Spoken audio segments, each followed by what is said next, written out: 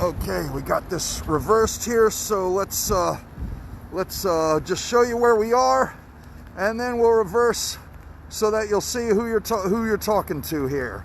Where's that reverse? There it is. Hey, you cats and kids, Captain Zorikh here, and I know I look like the space cowboy, but yes, it's really me. So, though it's mostly empty out here, we're going to keep this very fashionable mask on because to set a good example. But as you saw, we are on 42nd Street, the Deuce. And so, I know, hey Bill, you're up. I was about to say, I bet you the only people up now are the ones who've been staying awake all night trying to argue about whether or not Donald Trump actually said what it really sounded like he actually said or not. But I happen to, since a few days ago I told y'all about 57th Street because I happened to be there, and 57th Street played a big part in my life growing up and stuff, and it still does today. I figure I'd do the same with 42nd Street because it's here. Now, just getting off my, hey Blaze, hey Mary, wow. So, you really are. Okay, gotcha. Good morning, everybody. Yes, so I happen to have just gotten off my work shift, my overnight work shift, and the Sunday morning subway looks about like as the Sunday morning subway always did on Sunday morning, which is a couple of homeless people sleeping in the car and the folks just getting off the night shift. And so does Times Square at about this hour of the morning on a Sunday, which is basically vacant. Well, I'm not actually on the square yet. I'm on 42nd Street and 8th Avenue here. And there is the Port Authority bus terminal. Kristen, welcome aboard. Ren, thank you for joining me. We're taking another tour here. Today, it's a tour of vacant New York. Today, it's a tour of 42nd Street. I'm going to share with you some of what 42nd Street has meant to me in my life. First off, down that way, between 9th and 10th Avenue, is what's called Theater Row. Now, before 1982, when I first went to Theater Row for apparently it was a row of porn shops and other places like that small children wouldn't be allowed to go to. But by 1982, it had been refurbished and revitalized into a bunch of small off-Broadway theaters, one of which was the home of and one rehearsal space was the home of the Harlan Children's Theater Company, which I was a member of from 1982 for the next 2 years.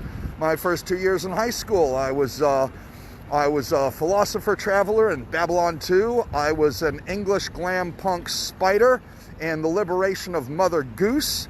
And I'm still, in this era of Facebook, there may be some people out there who still remember those days. Hi Karima, hi Yana, who else is out there? And Aduke Aremu, I know you're out there somewhere. So I, as a 13-year-old child, would take the crosstown bus here down 42nd Street to get there, and I would save money going home by walking home from 42nd Street and 9th Avenue, well, between 9th and 10th, to 61st and 2nd. And I had all these little shortcuts and stuff that I would make, but I always enjoyed walking down this here street, because this here street ain't what it used to be. So let's just see what we got there now, and I'll tell you what it used to be. Well, for one thing, over there at Auntie Annie's Pretzels was a pizza and gyro shop, and fried chicken too. And over there, that building that's under construction, that was Times Square up until like last year. But before that, it was Show World, known as the McDonald's of Sex. It was basically the cleanest, most efficient, unseedy strip joint in town. And there was also a porno magazine shop. Now, here's a funny thing. A bunch of years ago, they passed a law that said that a porno shop, that no adult industry business could be within, like 500 feet of a church, a school, a residence, or another porno shop. And they defined a porno shop as 60-40 porn and not porn. And I forget which was the 60 and which was the 40. But the morning after they passed that, all of a sudden all these porno shops are selling luggage and hardcover books. And then they ultimately became, you knew what it was when it said the sign, when the sign said all kinds of videos. And you would find mostly stuff, I'm all muffled here. Mostly what you'd find is stuff left over from like video shops that had gone out of business out in like Iowa or something. You'd see the sticker, please rewind and return to, and so forth. And I found some really fascinating stuff there, like a whole wall full of copies of Voyage of the Rock Aliens or King Arthur the Young Warlord. I found complete collection of the BBC Chronicles of Narnia. Bad Taste with the English cover that had the two fingers instead of the one. You know which one I'm talking about. Before Peter Jackson ever made Lord of the Rings. But anyway, let's bring us back to 42nd Street here. Okay, so this here building was a parking lot. And sometimes as you'd walk down the deuce, you'd hear people say, switchblades, stilettos, IDs, IDs. And if they told you to go back around the parking lot to get it, don't go there. Every single building on this block almost is either new or completely refurbished. The fascinating thing about this building here, the AMC Empire, is that it used to be 2 building spaces east. They literally picked the building up and moved it 2 lots over. Now the theater itself is the lobby where you go in and buy your tickets. And recently they turned it into they got rid of all the actual living ticket selling people. But apparently Abbott and Costello used to play there, perform there back when it was a legit stage theater. When they opened it, when they refurbished it, this building here, they turned the balcony into like a cafe and tried to have a whole movie and dinner and a movie thing, but it didn't catch on, and so now it's just a vacant lobby. But all those steel and glass structure next to it, that's where all the theaters are. And there used to be a food court in there, but the food court concept, I guess, didn't catch on in New York City. Now I'm crossing the street so you can see the other side of the street, okay, because I want to show you the Regal Cinemas, okay? That there is in the place of the old Lowe's Theater. I'm going to go over here so I can talk like so. The old Lowe's Theater was where I saw my first 42nd Street double feature by myself when I was like 13 or 14. It was a 14, I think it was 14 or 15, 14, I'm pretty sure. It was a double feature of Warriors of the Wasteland and Sword of the Barbarians, basically rip-offs of Road Warrior and Conan, and Sword of the Barbarian was worse than Warriors of the Wasteland, but they were both pretty bad, and I was hooked. It was $3 for a double feature at a time when normal movies were $5 for grown-ups and $2.50 for kids, and I was starting to get to the age where I couldn't pretend I was a kid anymore. So I would come down here and I'd see these double features of these forgotten and grindhouse movies, and they would may have a double feature of a first-run movie that a first-run grindhouse movie like Warriors of the Lost World, and some old movie from the 70s that nobody remembered, like Laser Blast. Oh my God, Laser Blast. That came out just after Star Wars. Look it up. It's some bizarre little movie about some teenage kid who finds this laser rifle, this alien laser rifle. It could only have been made in the 70s. Anyway, during those days, there were as many kung fu movie theaters and porn movie theaters as non-kung fu or porn movie theaters. But here's why I want to point out the Lowe's Theater. The Lowe's Theater had a little hot dog hamburger stand on that little corner right there that you can see.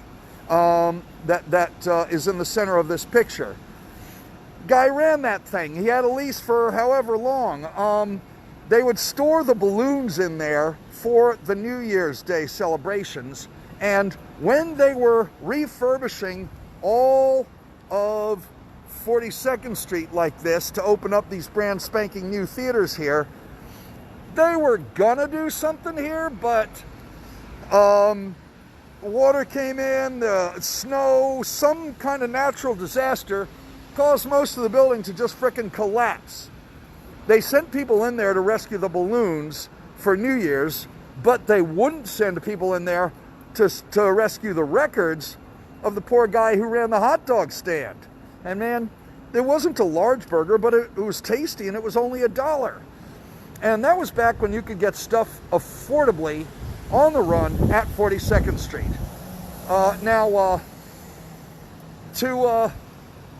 About where the Five Guys is now, was this sign called Tan-Fastic. I'm guessing it was a strip club. And back in those days, you could bargain shop your porn, in which case it was mostly magazines in those days. Videotapes are still a relatively new thing, and DVDs didn't exist yet. You could comparison shop your porn going from store to store to store across the street and around the corner because there were so many of them. And since not everybody had a VCR in those days, if you had a quarter, you could watch a minute or two or three of a porno movie. That's what the peep show booths were. Now, a lot of what was put up on 42nd Street in the first wave of revitalization went away pretty quickly, like the food court I already mentioned. Also, let me see, where is it? Where BBQ's is over there, that was Broadway City, a great big, like 3-story sensory overload arcade, video arcade with games. Right here, that empty marquee, that used to be B.B. King's blues bar and restaurant. And I actually saw a bunch of good bands. I saw the Blasters there a couple of times. Junior Brown, who plays this thing called the Git Steel.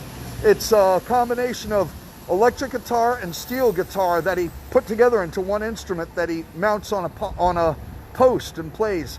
Anyway, good stuff there, but B.B. King, as you know, died a few years ago, and about a year ago or so, B.B. King's blues bar finally closed. Now we got Dave & Buster's here. I worked for Dave & Buster's about 6 months, handing out flyers and discount coupons in front of them, and for about 6 months in the winner's circle on the inside. But then they had a party to welcome the New York Comic Con, and that party happened to be right before my shift. And I happened to get an invite to the party, and I walked in and they said, "Here's your ticket for a free beer." So I got my ticket for a free beer. 3 hours later, I was just about to finish it and start my shift when the manager noticed that, and he thought that there was some kind of rule that you couldn't drink before your shift, and there isn't. And they fired me, and I took him to court, and I didn't get my job back, but I did get my unemployment benefits. So you guys are talking here. This is great. Always forgot much business. Okay. Oh, Mary, you were a server at the one in Westbury. Okay. The one what? What were you a server at the one, Dave & Buster's? Okay, here's a funny story about Dave & Buster's. There was this guy, okay, I'm gonna tuck myself into the Times Square, believe it or not. Okay, there was this guy who was, worked for one of those tour buses, and I could tell because he always wore his tour bus shirt. He would go in there, and he figured out how to beat all the games. And he would win all the tickets, and he would go and he would redeem them for a collection of baseball cards. And then he would sell the baseball cards and make a massive profit. And he was doing so well at it that they changed the scoring system for the games so that where you used to win 150, where you used to win 200 tickets, you only got 150 because of this guy. All right, so anywho, yeah, about the same time that I was working for Dave & Buster's, I was also working for Halloween Adventure Costume Shop, which had a satellite office on 43rd Street there, right across the street from Joe Franklin's office, which I used to visit on occasion. And I would wear a costume, promoting that costume shop. I think my favorite was the cockroach, because I'd call myself the Times Square love bug. One guy was like, there was one guy saying, oh, what are you supposed to be dressed? He was like ragging on me for wearing this costume, and he said, well, what are you doing here? And he goes, I'm G, man. And I noticed his physique, and I said, you look more like O to me. But a few days later, he saw me, and I had just totally committed to being the Times Square love bug. And he was like, dude, respect, man. You committed. Okay, so anyway, here's Madame Tussauds and Ripley's Believe It or Not. When these two stores opened up, I could only think of the only place that I'd seen that had like these sorts of things was like Niagara Falls. This place has become a freaking tourist trap. None of the movie theaters are still movie theaters anymore. Well, this theater here across the street, see this two-story structure with the colonnade up there? That's been closed for like ever. There's a sign there that says work in progress retail. I don't know. I wonder what it was like as a theater. The Harry Potter theater is right just next to it there, behind the bus. Wait till the bus goes. There it is. Is that it? Yeah, there it is. I'll get closer so you can see it. That was also the theater that played the Spider-Man musical. And now over here is the McDonald's. When I was working for Dave & Buster's, it got cold because I was working into December. And so I would retreat into this McDonald's where the video screens, for some reason, were playing a, what was it? The video screens were playing a Miley Cyrus concert back when she was a cute teenager and stuff. And that's when I realized that Miley Cyrus was the Applebee's of pop music, because this was back when Applebee's had all sorts of things on its menu. It was a one-stop shopping place, a multi-purpose restaurant. Here's your Chinese selections, your Mexican selections, your Italian selections. And so Miley Cyrus, it was like, here's your girl power song. Here's your folky song that I play with an acoustic guitar on a stool. Here's my hard rock song. Here's my, I just realized Miley Cyrus was the Applebee's of pop music. I never did finish writing that essay to put it up on my blog or anything, but I've finally been able to share it with you guys. Okay, so what else we got going on? This here, now I'm stepping out into the middle of the street, which is actually no danger at all considering this traffic here. But here you go, where you've got Aldo's Shoes and Aladdin's Restaurant. This was a twin theater that had one theater that always showed kung fu movies, and the other theater showed two first-run hits. I saw such double features as, what was it? What did I see in a double feature with Toxic Avenger? It wasn't Steel Dawn, was it? Or was it? And next to it is the New Amsterdam Theater. Now, during those days, from 1982 and up, this theater, you can still see where the signs used to say always two big hits, but it was not open. However, it was used in the movie, I want to say Shakedown, with Sam Elliott and I want to say Peter Weller, and they used it as a movie theater. Now it's basically the default Disney theater. Now, speaking of Disney, the first Disney store in New York City was on this corner here we're coming up on. And that was, someone remind me, I want to say it was late in the Koch years that this happened. People were saying, isn't it wonderful there's a Disney store in Times Square? It's a store. It's not an amusement park. It's not a museum. It's not like the Liberty Science Center. It's not a place where you can learn or children can play. All you can do there is spend money. And of course, the fact that there are now families coming to the Times Square, the Disney store, meant that Peep World, which used to be right here where Sephora is now, there you go, eventually got shut down. You know that every adult business has got to have something going on that skirts the edges of the law. So if the law wants to shut down an adult business, all they have to do is spend enough time there and they'll find something, and they did. And one after another, each of the adult businesses got shut down. I think the last business that was open on the Deuce that survived the longest through the revitalization was this martial arts shop where I got a couple of kendo sticks at.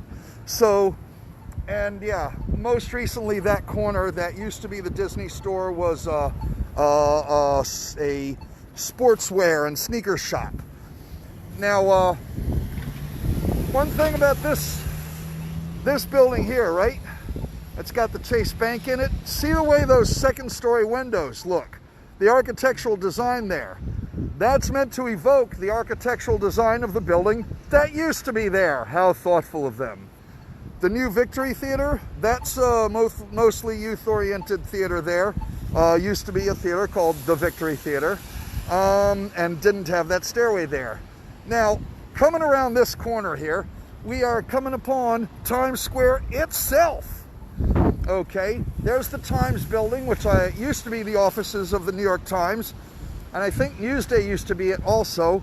Now I hear tell it's vacant. It's just basically a shell that holds up the advertising. And there used to be the Zipper. If you look at old movies, you know, as recent as like the 1990s, there was this, you see, yeah, you can see the frame of it. See above the Westworld poster that horizontal track there, okay? Imagine an old style, basically imagine an LED screen, only they were actual light bulbs. And words and numbers would scroll across horizontally, giving you headlines, sports scores, the stock market results, and so forth. And so you could stand here for a few minutes and get the clue of what was going on in the world. And I didn't actually notice that it wasn't here until I decided to actually look for it. Yeah, now we're coming up on Times Square. I'm not going to go too deep into Times Square. I'm just going to point out a few things. This whole frontage is 100% post-revitalization. And right here at this spot, where that door says 3 Times Square, was Playland Arcade, which I believe was in the movies Chasing Amy and maybe even Staying Alive, or what was the prequel to Staying Alive? Saturday Night Fever. And they had skee ball, they had video games, and it was an affordable, you could have a pretty cheap date. You could go to movies, a dinner, play video games, win prizes for your date for like less than $10 if it was 1979, or less than $20 if it was like the late 80s. You could even get away with that. All right, so and next to it, on the other door that says 3 Times Square, was the Rialto Theater, and the significant piece of history there was they had a show called A Real American Hero, real with 2 E's. The poster had like an elephant inside a circle made of films, a film strip, and they were selling tickets for 69 cents. And so me and my mom waited online for a long time. My mom put on these shoes that really didn't fit right and really hurt. Also, she wasn't really feeling that well. And she had to go into the hospital because she got some kind of cancer in there. She recovered, you know, they did the appropriate operation and she recovered from it. But I couldn't get a grown-up available in time to come with me to see the show. Mine told me, Robert, I think you told me that it got a really great review. And since then, I've been trying to find any reviews of that show, and I haven't been able to, and I have no idea what the show was about. So if anybody heard of a Broadway show called A Real American Hero and has some information about it, talk about it in the comments. Put a link there. All right, now, the Paramount Building is behind me. It's one of the last old buildings that are still here. That their theater-looking thing, that's now the Hard Rock Cafe. You remember when I was on 52nd Street, I showed you where Hard Rock Cafe and the Biograph Theater used to be is now a Nordstrom's, brand new building. Well, Hard Rock Cafe moved down here. And on this here block, there used to be like a bookstore and a video shop, and now there's a Lids and a Bubba Gump Shrimp Company. Okay, guys, all of you who are coming to New York and are thinking of getting something to eat, we've got an Applebee's, we've got a Red Lobster, there it is down there, we've got the Bubba Gump Shrimp Company, but you can find those places on the Strip in Las Vegas. You can find that in Atlantic City, I'll bet. You can find it in Niagara Falls, I'm sure. You can find it in frickin' Cancun, okay? In New York frickin' City, you can't throw a dead cat in the air without it coming down on an independently owned restaurant, which is probably better than any of these places. So, don't waste your time and money going to fucking Applebee's if you're in New York City, or Bubba Gump, or Red Lobster, or any other famous chain restaurant. If you're in Times Square, just go two blocks that way to 9th Avenue, make either a left or a right, and you'll find a far more interesting locally owned restaurant. So, I'm gonna take us up past the U.S. military recruitment depot here. You know, they used to protest against this during the Vietnam War. And I'm gonna show you a couple other things, and then I'm gonna turn around and show you something else, and so we'll wrap it up in about 15 minutes, I figure. I like how they've added these little curbs here. This is for bicycles right here, this green strip here. All right, and let's see, they've got these posts along the side here so that cars won't crash into the people and make it easier for people to realize that they're supposed to stay on the sidewalk, I think. The sidewalk is a little bit wider over on that block where the, not that block, that block, where the arcade used to be. And here is the famous bow tie in Times Square. Okay, with the Coca-Cola sign. Okay, I couldn't go to Times Square without showing you this view.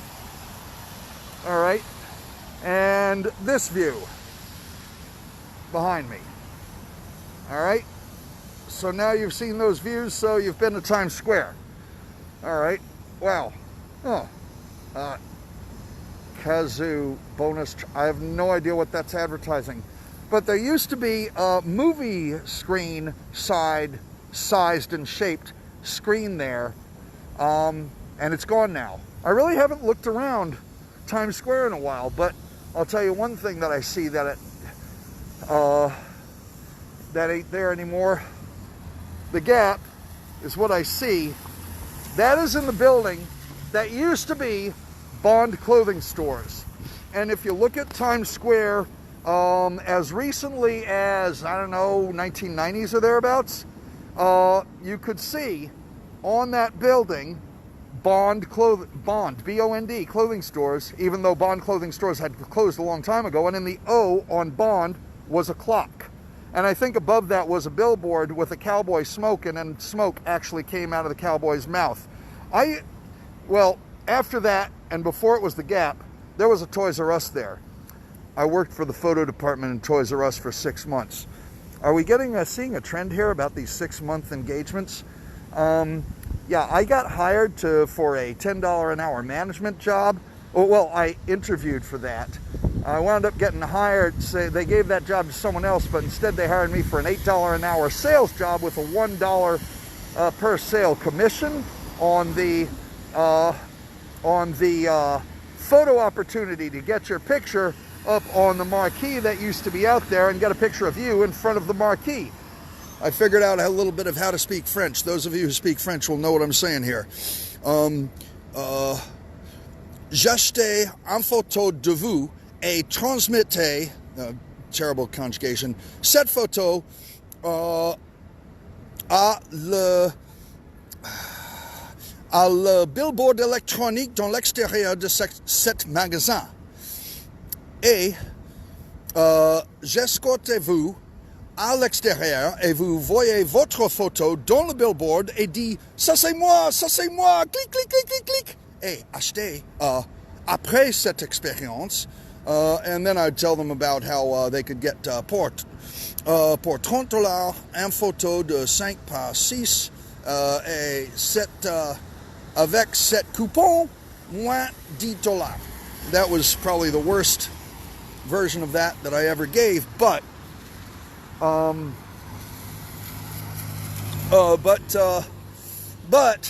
knowing that even that much French, I made a point of learning a new word or a new piece of grammar every day until I nailed it, and that boosts my sales 10 to 20%. Philippe, you can correct all my French now. Morning coffee? I don't drink coffee. I never quite developed the taste. There is really nobody here right now. Add to the shutdown the rain, and no, nobody's here.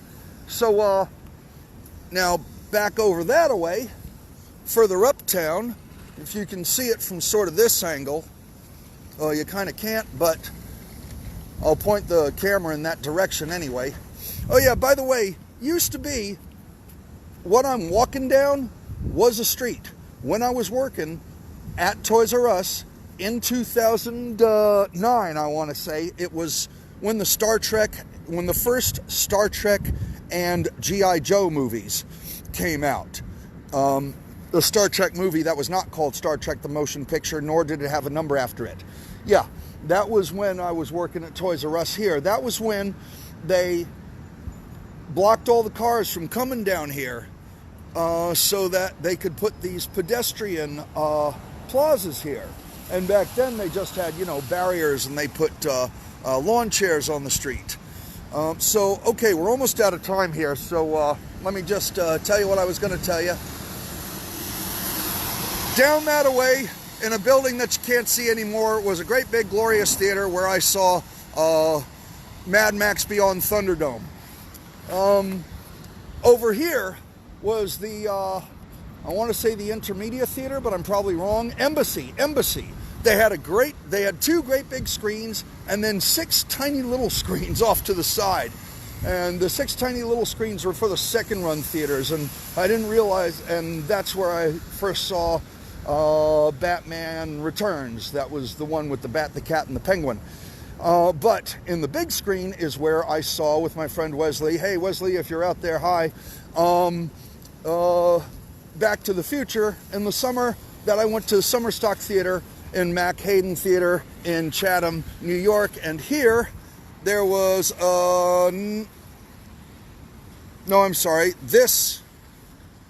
the Embassy was there. So what was here? There was another movie theater here, or was it there? There were both places. Yeah, the movie theater that was over there, about where the H&M is, was sort of a smaller theater that I never actually got to go into. But the movie theater that was here was where I saw Streets of Fire, which was one of the most life-changing movies ever, because it introduced me to a band called the Blasters, and the Blasters music basically changed my life. And Dave Alvin and his records, between the Blasters and Dave Alvin, they got me through a lot of stuff that I've gone through in my life. So, in fact, on my next socially distant music moment, which will be, I'm going to try to get it back on Wednesday again, from 3 to 3:30, I'm going to have an almost all Alvin, Dave Alvin, the songwriter for the Blasters, half hour there, where I'll be doing covers of Dave Alvin and Blasters songs. So that's Wednesday on this here same Facebook page, Facebook Live, 3 o'clock to 3:30, Wednesday afternoon. That'll be Captain Zorich's music, socially distant music moment, from 3 to 3:30. And now I am walking in this direction, and though my batteries may run out, so I'll tell you what I'm thinking about now. And the mask is off because there is nobody within visible sight of me, and I'm talking like blocks here. And I know this is muffling my voice, so I want you to hear me clearly. I'm going towards Midtown Comics. I may not get there because I may decide to get on the subway first. But the point being, all the comic shops are closed in New York City now. And Diamond Distributors has agreed to not ship books, and they're working, from what I understand, they're working with the comic book stores to try to minimize the impact of not having any customers coming to the stores because of this whole shutdown thing, and that the comic book companies are not putting out any product. I don't know all the details on this. I encourage you to research it and look it up yourself. So I'm trying to find out ways that we can support the comic book artists and the comic book companies and the comic book stores. Some stores may have gift cards, gift certificates that you can purchase. So you buy that now, they get the money now, and then when they reopen, you can use it to buy stuff, but they'll have the money now. I know at least one comic book publisher or dealer, I forget which, that has got their a program whereby you buy something from them, mail order, of course, or maybe digital order, or both, and you tell them which comic book shop you want them to send 50% of what you spent. And I think that's an awesome deal. I just wish I could remember who did that. Okay, who's watching this on a Sunday morning makes you want to eat buttered flaky Kaiser rolls Sunday morning from New York City thing for your childhood. Great. Okay, Blaze, thanks for have to head out. Okay, thanks for watching. Oh, the Naked Cowboy, right. So I was the cowboy that, when I was playing on the Naked Cowboy, he would make like $350 an hour or something. Also, he was very fit. And so I can't compete with that when I was in the subway busking for that year that I made all my money playing music in the subway and modeling in art schools. So I was the cowboy who wore clothes. And also when working for the costume shop for a while, I was Elvis Santa, and I was the skinniest Santa you ever saw. Okay, so yes, I can go to the subway here. And there is Midtown Comics. Okay, Midtown Comics, which has 3 branches in New York City, and note 4, they just opened one in Astoria. Funny thing, lots of people are talking about wondering, are comic book shops going to survive? Is the comic book industry going to survive this?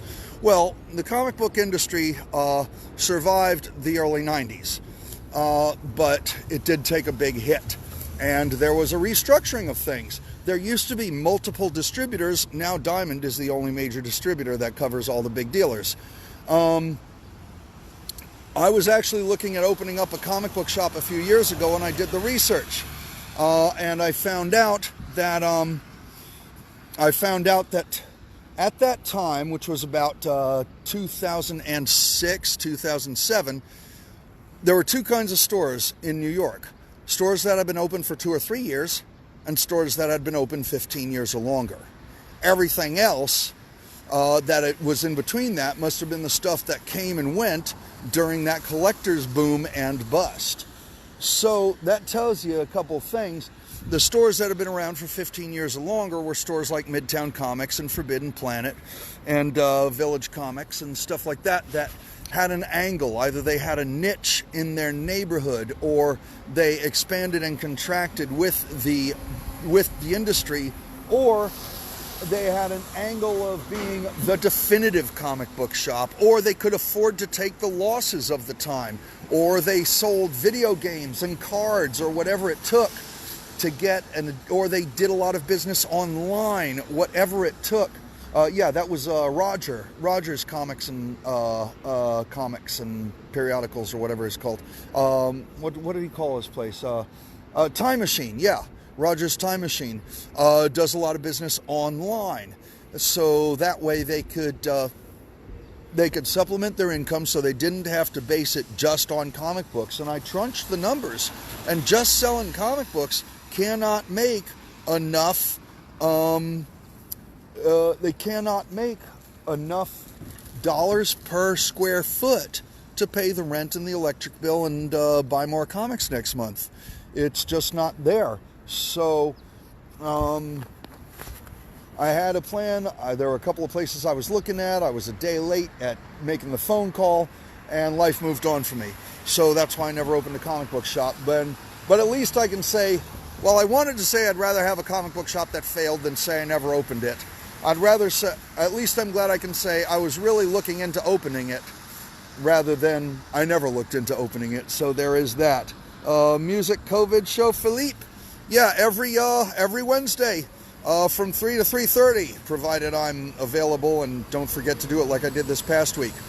So, all right, everybody, we're almost out of gas here, almost out of juice on this phone, so I'm gonna push the button on the Mophie, so that'll start filling it up, but we're down to 2%, so let me say the hellos. Kevin, Michael, Janine, Philippe, Jocelyn, Blaze, Michael, other Michael, Georgia, Keith, James, Jocelyn, Jason, Edward, other Jason, Anna, Candy with a K, Ken, how are you? Mary, Pax, Jen, thanks for your comment there about always forget where businesses used to be there, where the new developments are. I never forget. Joe, Pat, other Scott. Yeah. Let's see. Lori, Vince, Oriana, Zara, Angelina, Betty Lou, Christina, Joanne, Mike, Honor, Bill. There you are. You were the first one who tuned in. You did not. What did you not know? Dope. Okay. Remind me. Anthony, Heath, Christopher, Ren, Christian, Mary, and Blaze, and Mary, and Bill. All right. That's all, you guys. Thank you for tuning in to this Captain Zorikh's street tour of Vacant, New York. I'm going to cover up before I enter that. No, not that subway. That subway. It's down the street there. I wonder if the Dollar Pizza place is open. I say that a Dollar Pizza is an essential business in New York City. Okay. Oh, yeah. And there used to be a little shop called Wholesome Wraps there, and I would hand out flyers there, and I knew the place was going to fold because it was too small. They didn't put their phone number on the menus, and yeah, it just wasn't. But, yeah. Let me tell you, I'm just going to close with this. Since I got the Mophie on, I should have enough juice to do this. After I got fired from Toys R Us photo department, I walked down the street and walked into the ESPN zone, which isn't there anymore. It's now a women's clothing store. I think that's the H&M. Yeah, I walked and I filled out their application. And then I walked down to, what's it called? The Wax Museum, Madame Tussauds. And I tried to ask where I could find their application, and I had to wait, or this or that, whatever. And I just said, hey, wait a minute. I've been working for how many years here on 42nd Street, 6 months at a time, never making more than $10 an hour on these stupid jobs that have nothing to do with what I want to do with my life. Why should I keep on doing it? So I got into the... Oh, and I also filled out applications for the sportswear store, and across the street the surfing wear store. I forget what it was called.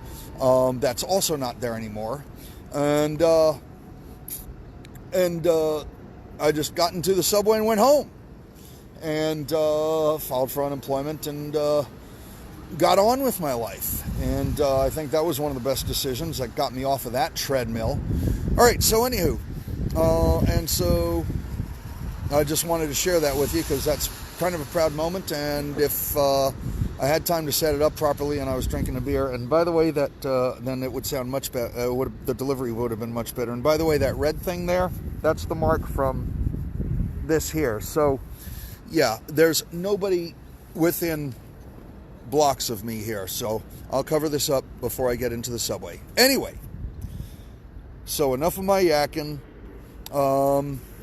Kurt, thank you for joining. Elizabeth, thank you for joining. Plenty of available real estate. Just like 9/11, yeah. Kevin, thank you for joining. Michael, thank you for joining if you just joined me. And I cannot read your handwriting, but thank you for the message. So, this is going to be on the Facebook page, and eventually it'll be on my YouTube channel, CaptainZorikh.com. That's Zorikh. I'm the only Zorikh in English on Facebook and YouTube. And so go there, go to my YouTube channel, subscribe to it, like the videos that you see there, and I love you all. And now I'm going to get back to work because I got some videos to make. American Knights 2018, the last time the original team was at the World Championships in its full size. All right, so take care, everybody. Keep your hands clean, keep your face clean. Cover up when you go outside. Stay physically distant, but socially active. You've got the internet, Skype, phone, whatever. Keep in touch with all your friends, all your loved ones, all your family members, and I know that that Venn diagram doesn't always intersect, but still, keep in touch with everybody. Remind everybody who you love that you love them, and just lie to everybody else so that they'll think that they love you, so that they'll have a reason to keep on living, because I know somebody loves them, even if they didn't get to tell them today. So, I love you all. Captain Zorikh coming at you.